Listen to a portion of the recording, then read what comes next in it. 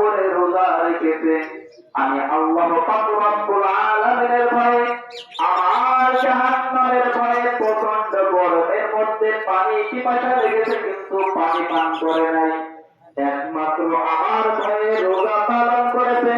আমি আল্লাহ পাক রব্বুল আলামিন যখন এই ঈদের নামাজ শেষ হবে ওই সমস্ত বান্দাদের জীবনের সমস্ত গুনাহ খাতাগুলিকে মাফ করে দিলাম।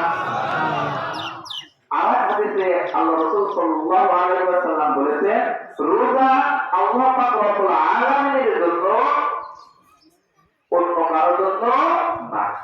প্রথম জুমায় একটা ঘটনা বলেছিলাম, সেটা হলো বাদশা হারুন আর রশিদের দরবারে অনেক বাদী ছিল, অনেক গোলাম ছিল, কিন্তু বাদশা হারুন আর রশিদ সবার থেকে একটা বাদীকে একটু বেশি ভালোবাসতেন, একটু বেশি মহব্বত করতেন।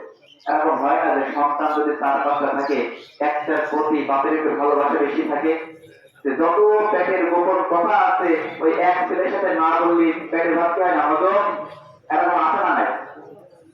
অন্যান্য দাসী বাচ্চা বলল বাচ্চা ওই বাড়ির ভিতরে কি এমন দেখেছে তার কারণে বাচ্চা আমাদের থেকে ওই বাড়িকে বেশি ভালোবাসে, আমাদেরকে কম ভালোবাসে। ঘটনাক্রমে এই কথাটা ওই বাচ্চা কানে গিয়েছে, যেরকম খানা বিষয় হচ্ছে যে বাচ্চা শুধু অমুক বাড়িতেই বেশি ভালোবাসে, আমাদেরকে একটু কম ভালোবাসে, আমাদের সাথে কথাও কম বলে। বাচ্চা হারুন আর রশিদ বললেন,